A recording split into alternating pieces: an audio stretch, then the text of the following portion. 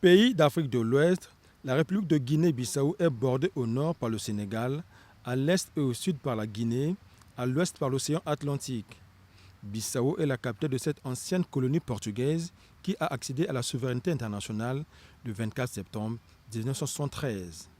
Avec une population estimée à plus de 2 millions d'habitants, le pays s'étend sur une superficie de 32 120 km², repartie sur 28 000 km² de terre et 8 120 km de mer. L'agriculture est le pilier économique de la Guinée-Bissau. La culture de la noix de cajou représente 60% de son revenu. C'est ainsi que le pays est classé troisième producteur de noix de cajou en Afrique et occupe le sixième rang mondial. La Guinée-Bissau possède des gisements de bauxite, de phosphate et regorge de plus de 1 milliard de réserves de barils de pétrole.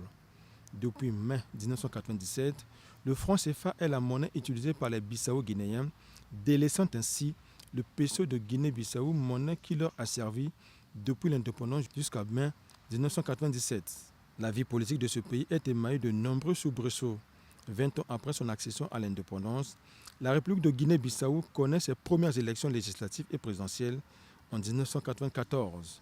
L'actuel président Umaru Sissoco Embalo a succédé au président José Mario Vaz à l'issue du deuxième tour de la présidentielle qu'il a opposé le 29 décembre 2019 à Domingos Simoe Pereira.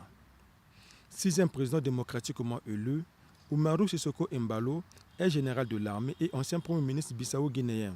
Lors de son investiture le 27 février 2020, il s'était engagé à donner une nouvelle impulsion politique et économique à son pays, qui est demeuré plongé dans de nombreuses crises politiques depuis son indépendance. D'ailleurs, le 1er février 2022, le président Umaru Sissoco Embalo avait échappé à une tentative de coup d'État dans un contexte où la situation était très confuse dans la sous-région Afrique de l'Ouest, marquée par de multiples crises. Bien que membre de la communauté des pays de langue portugaise, la Guinée-Bissau est depuis 1979 membre de l'Organisation internationale de la francophonie. Outre la langue portugaise, les Bissau-Guinéens utilisent le français comme la première langue étrangère et nécessaire pour les affaires et les communications internationales.